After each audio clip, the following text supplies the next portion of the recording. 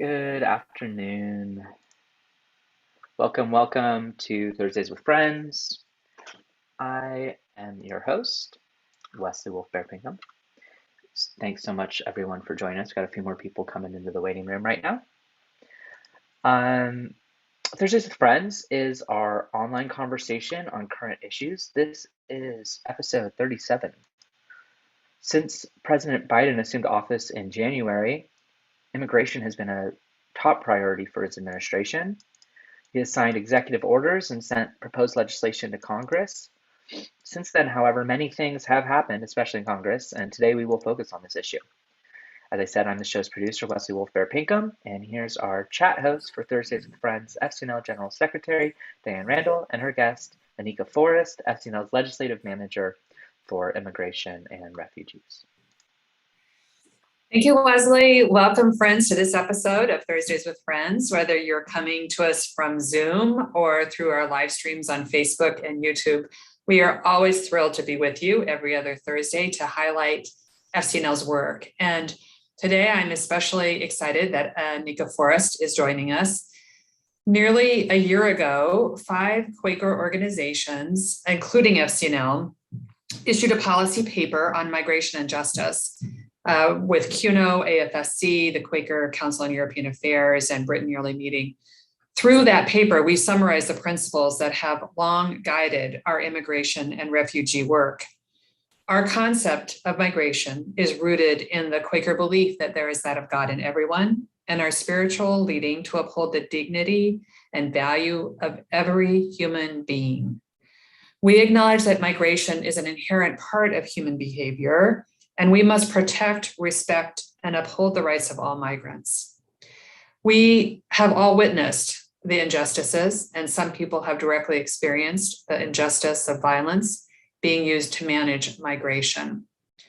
It is an injustice when migration and the search for sanctuary is criminalized. It's an injustice when human movement is viewed as something that can be prevented or directed through domination and militarization. As I said earlier, my guest this afternoon is Anika Forrest. Previously, she worked as the legislative aide for Philadelphia Council member Helen Jim. She handled issues related to immigrant detention, deportation, racial and economic disparities, and housing insecurity. Her background includes, sorry, I'm just losing my place here. Her background includes lots of work at USAID, Organization of American States Inter-American Judicial Committee, the Embassy of Jamaica in Washington, D.C. She has served as legal advisor and program lead at the Institute for Multi-Track Diplomacy, which is a conflict transformation and diplomacy organization. Anika holds a law degree from Temple University Beasley School of Law, a bachelor's degree in sociology from Davidson College. She's a graduate of Westtown Friends School. Welcome, Anika. A lot has happened in immigration and refugee issues since our last Thursdays with Friends a few months ago. Several weeks ago, the Senate parliamentarian ruled that citizenship issues cannot be included in this recovery bill, also known as the reconciliation bill, that is currently under negotiation. So we have so many things to talk about on this program, but let's start where Congress is right now. Will you bring us up to date on this and how we're moving forward? Thank you, Diane, for that warm introduction. And before I get to the question about the parliamentarian, I'd just like to take a moment to thank and acknowledge all our donors and friends who have been supporting FCNL's work related to immigration and refugee for decades. And I am grateful to be in this space with FCNL and to continue this meaningful work. To the point of the parliamentarian, Congress has been working on a major recovery legislation often referred to as the Build Back Better Act, a cornerstone of President Biden's administration's agenda. And at FCNL, we have been advocating for provisions in this recovery legislation, provisions that will advance racial equity, climate action, tax equity, will reduce child poverty, and most pertinent to today's conversation, will advance immigrants' rights. This recovery legislation, as you noted, Diane, is often called reconciliation package. It does go through a special legislative vehicle and tool. And there are a few, I won't get into too many details, but there are a few points specific to reconciliation that's important for us to keep in mind for this conversation. Reconciliation is specific to bills that have spending and revenue influence. And an advantage of the process is that it only requires 51 votes in the Senate, meaning it can bypass the filibuster in the Senate. Also specific to reconciliation is that a Senate staffer, the Senate parliamentarian, reviews legislation related to the reconciliation package. The Senate parliamentarian will give interpretations on whether legislation meets the standards for this budgetary process. So twice we have seen since August that the parliamentarian has interpreted that the policy impacts of the citizenship legislation in this reconciliation process actually outweighs the budgetary impact. So we find ourselves thinking about how we can still have protections for our undocumented communities through this recovery process. But while her decisions and guidance has been disheartening, it has not deterred us in our advocacy and in our work. It also doesn't relieve Congress of their responsibility. Core to this reconciliation process is that initially Congress passed a resolution stating what would occur in this package. And part of it, both houses, or rather both chambers, both the House and the Senate, definitively said we're going to commit to protections for our undocumented communities in this package. And so Congress's task before it is really figuring out how to enact breakthrough legislation that meets the criteria in terms of how the parliamentarian determines what is the appropriate budgetary impact. Senate leaders are committed to having immigration protections included in this bill. They are earnestly drafting legislation that will be considered appropriate for the parliamentarian and working with her. Likewise, they are working hand in hand with their counterparts in the House. So once the parliamentarian does approve protections for undocumented communities in the Senate legislation, the House legislation can mirror it, and we can have the final bill that would allow for these provisions. There's been a lot of debate in the news over this reconciliation package in terms of the final provisions, the final price tag, what will be the timeline for passage. And in some ways, I want to enhearten us and say that we are working with our folks on the Hill to make sure that we get this done. And while some of the news may be disheartening, it is not over in terms of this conversation. And just recently, just yesterday, the Friends Committee on National Legislation, along with other faith leaders, had a prayer and vigil action. I know, Diane, you were able to participate in that as well, really sticking to the pursuit of the point of this legislation. And folks within FCNL related to our climate work, our economic justice work, and our immigration work were able to be steadfast participants in this work. So while we may not get the citizen protections we were originally hoping for in this reconciliation practice, we are still pressing towards the mark, and we will achieve the historic protections that are very much long overdue for our undocumented communities. Thanks, Anika. That was a lot, because this is a fairly kind of procedural process that we're going through.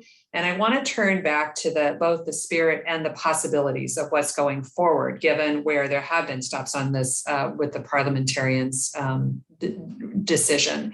I also just want to thank you for giving a shout out to that vigil. It was remarkable. And our colleagues at FCNL, particularly Amelia Keegan, but others have all been really focused on this legislation because it is so significant. And we've talked in previous sessions on Thursdays with Friends about the various pieces of it, but we haven't focused quite so much on immigration.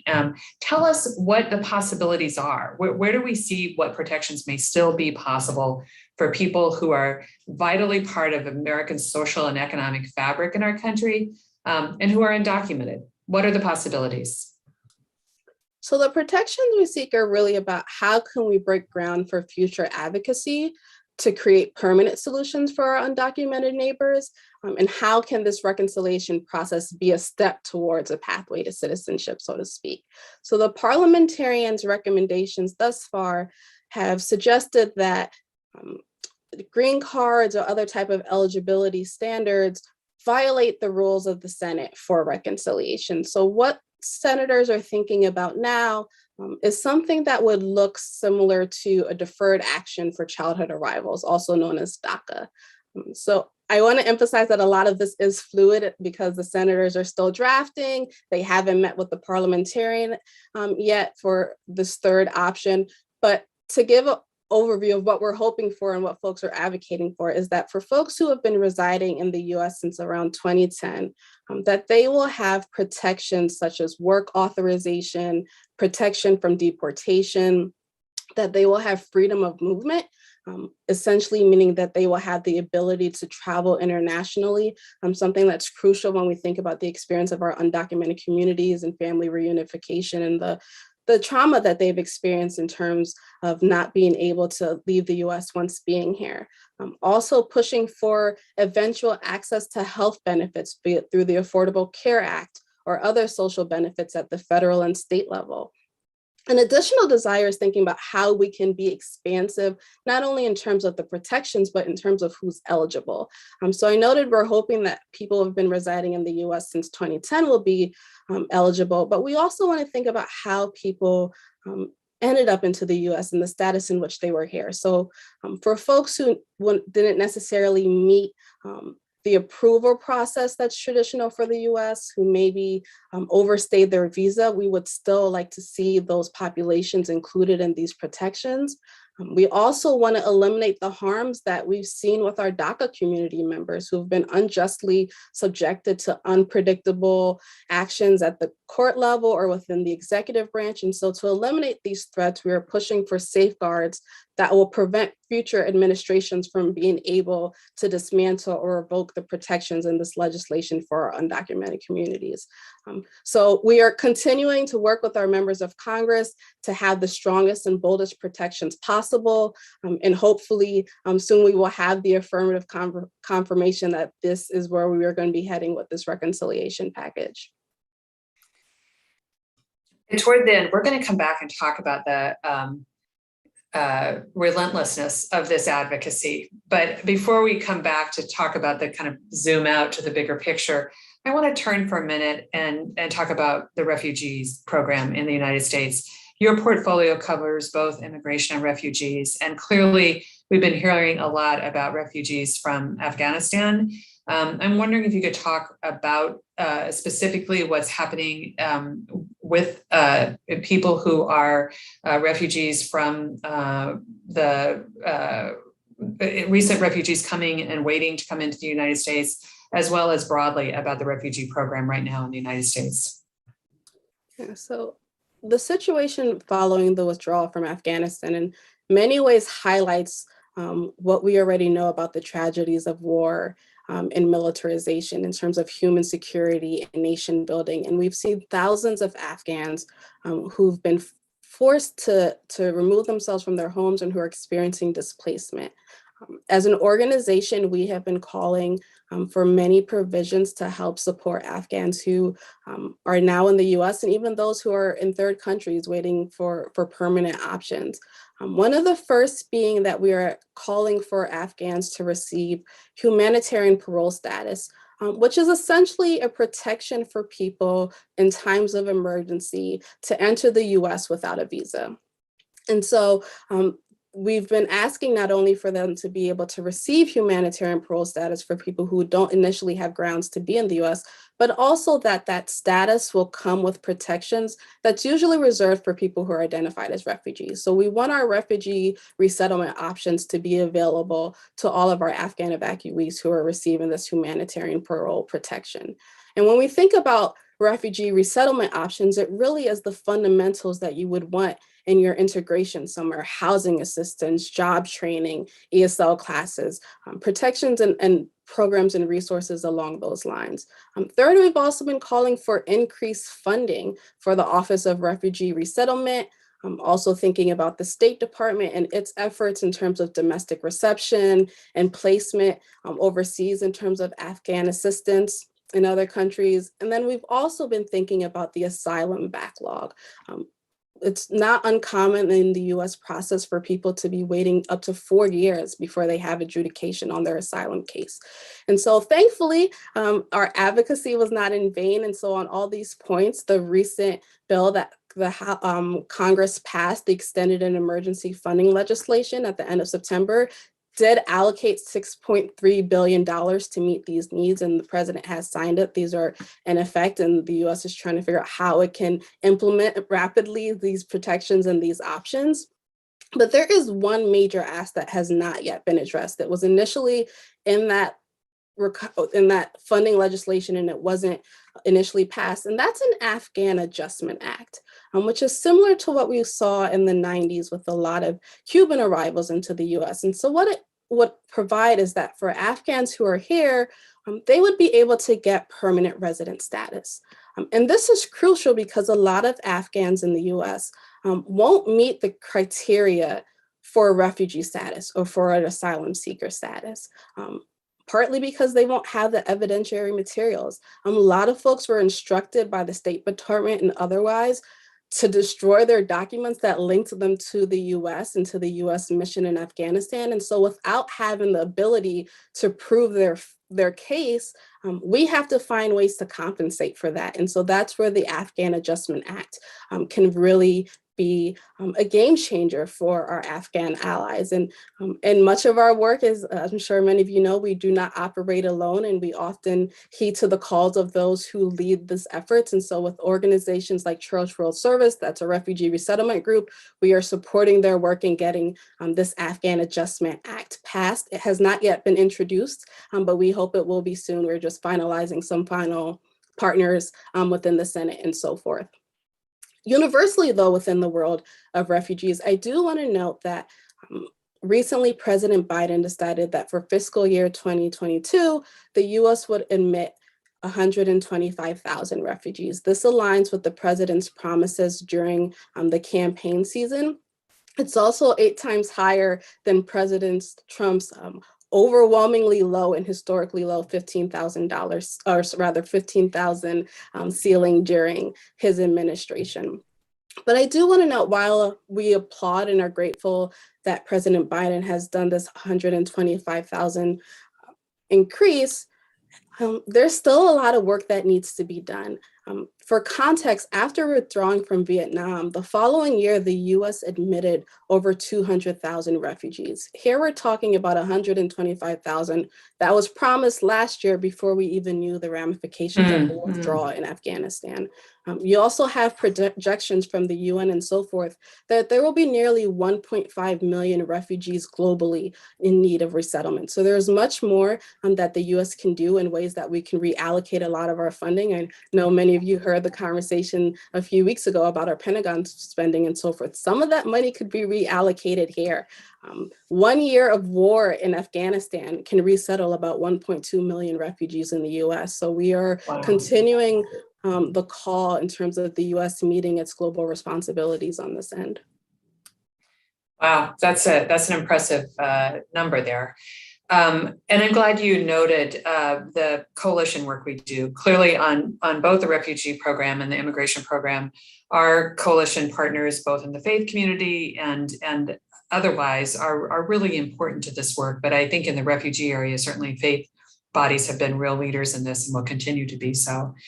I want to turn back and talk about what's happening at our southern border. We've just seen recent news that the U.S. Border Patrol reported that the number of migrant expulsions and apprehensions has been at an all-time high, 200,000 in July.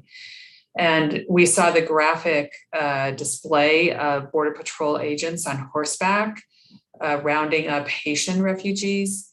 2 questions. One, really about overall the kind of this spike in migrant expulsions and detention, and then also an update on the U.S. response to Haitian refugees or migrants. Absolutely. So you know something really alarming, Diane. In terms of our southwest border, the U.S. has encounters at a 21-year high. And so we have to think about why that is. And a lot of what we're seeing with the numbers and with expulsions and so forth is that what's truly a humanitarian crisis for a lot of nations in the global south is being treated remissly at our border and being turned into a border, quote unquote, crisis. And when we think about the precursors of migration, And a lot of the root factors, we're thinking about economic insecurity, political instability, violence and war, climate change, many of these vulnerabilities that actually derived from the implications of imperialism and colonization and militarism. And so given that historical context, when we think about populations in the global South and many of our Black and Brown populations and groups, they've suffered generations because of the harms of imperialism and the like. And it's almost inevitable that their infrastructures in those countries will lead to a point where forced migration occurs. And we find that people are coming to the US in some ways, the borders of a nation that has attributed to some of these grievances in other nations, and then they are receiving apprehension and harm when they come here. And the Biden administration has exacerbated the causes and the reasons for this migration and its response. And what many are saying is an invisible wall.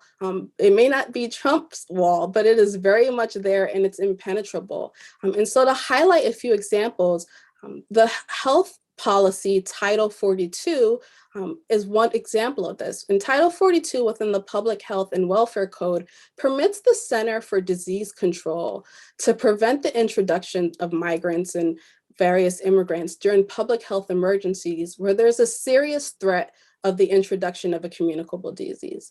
This was a policy that President Trump started at the onset of the pandemic, and the current administration has not reversed this policy. Despite the fact that many health experts have stated that it's inhumane and it's unnecessary. For example, Dr. Fauci opposes Title 42 and has said that expelling immigrants is not the answer to addressing this outbreak, and immigrants are not responsible for the continuance of this pandemic in the US. You have formidable legal advisors in the world of international human rights and immigration, such as Harold Koh, who has worked in several administrations, who's actually resigned from this administration, claiming that this Title 42 health policy is illegal and inhumane, and frankly, beneath the current institution and the current administration. So you also can't ignore how the US is thinking about who enters our country. Just last week, the US said that they are going to start admitting vaccinated tourists while we continue to penalize migrants who are trying to enter the country as well, under this false notion of migrants helping to perpetuate the COVID-19 vaccine in the US. When facts actually show that the majority of migrants who are able to enter actually accept a vaccine once they're here. So the data doesn't add up, the facts don't add up. And we see the Biden administration, which promotes policies around justice and human rights and racial equity, vocally, their actions are very contradictory. And what we've seen on the front with Haitian migrants also falls hand in hand with this as well. Many Haitian migrants have been expelled due to Title 42's health policy. We also have the Migrant Protection Protocols, also known as the Remain in Mexico policy, also started under the prior administration, where individuals who are seeking asylum in the US aren't admitted into the US. They are given a date later on for them to return for immigration court to have adjudications, and are told to wait in Mexico and remain there, something that contradicts our own laws, that contradicts our humanitarian and human rights laws at the international level, and that are frankly harmful. Human Rights First, a leading immigration organization, released a report today saying that this year alone, nearly 8,000 people have been expelled due to the Migration Protocols Protection Program. And that number of folks have suffered kidnappings, they've suffered attacks, and been prevented from being able to seek asylum. And it is our responsibility to do that. That is a legal right for people to express that claim and to be able to have a fair adjudicable process. And so when we think about those programs, they very much impact what we saw with a lot of Haitian migrants and what they were seeing. And then there were also the very unconscionable anti-Black reprehensible actions that we saw specifically targeted towards Haitian migrants. I'm sure many of you have seen the very sobering and alienating photos in terms of how Customs and Border Patrol officers were treating Haitian migrants, actions that are reminiscent of very shameful and dark past of our history, and triggering for many individuals. And the actions of the administration in response, thinking about the conditions in which Haiti has been experiencing, rather than offering welcoming refuge, they've heightened the risk for Haitians. You've seen since September, nearly 8,000 Haitians deported back to Haiti, which is antithetical to how the US says they are understanding the conditions in Haiti. On August 3rd, shortly after the assassination of President Moise, the Department of Homeland Security announced that for Haitians, it was going to create something called temporary protected status. And that is when individuals are allowed to remain in the US because their home nation is unable to receive nationals or because it is unsafe to send them back. So this is a decision that the US made at the beginning of August, understanding the infrastructural concerns and political concerns in Haiti. Less than a week later, Haiti suffers a very disheartening earthquake that resulted in thousands of deaths that just continue to exacerbate the struggles and challenges already going on in the country. And the US understands this. This is why it initially granted this status. And it's usually granted for years. It was granted until 2023 in this case, because they understand that the infrastructural and political problems underlying the need for this status aren't something that can be achieved overnight. It takes time and it takes rebuilding. And yet, the US, less than a month later, starts to orchestrate deportations, completely paradox in terms of what you're saying and what your actions are doing. And again, underscoring the anti-Black, anti-immigrant practices that we still see promoted by an administration that claims to do the opposite, and ignoring the advice of people who are meant to be experts. You had the special envoy to Haiti who actually resigned because the US was ignoring his positions and advice on this matter, and declarations that the Haitian government does not have the infrastructure right now to be dealing with deportations, and that deportations right now actually are not the answer, but the US has persisted nonetheless. But we are calling for a halt to deportations. We are calling for an end to Title 42, the health policy. We are calling for an end to the migrant protection protocols, which does not allow asylum seekers to enter the US, but forces them to remain in Mexico. We are calling for investigations of the unconscionable, reprehensible actions of Border Patrol officers at the US border. And we are calling that this administration rise to the occasion to have firm, humane practices. Anika, you are so full of information and the content. This is such a rich conversation. And I'm sorry to say that we're at the end of our time. It goes by really fast when there's so much to cover in this area. And I'm really, really grateful for your participation and for the participation of friends who are on this call. And I want to ask you at the very end here, if you could wrap up just by saying, I mean, you were really clear what we're calling for right now. And we've just put our legislative ask of what people can do. But that's really the question. What do we want those who are listening today, those who are participating today, and those who are willing to take action? What do we want them to do? How can our network be part of this solution? Absolutely. Thanks, Diane. We remain appreciative for our network in advancing the necessary rights that we need for our migrants. And most immediately, we encourage and ask that you reach out to your members of Congress, encouraging them to ensure that protections for our undocumented communities is not taken off the table in this recovery legislation, and that we see bold, long-lasting protections for our undocumented siblings in the US. And our hosts have also posted a link for this action in the chat. Thank you all for being with us today.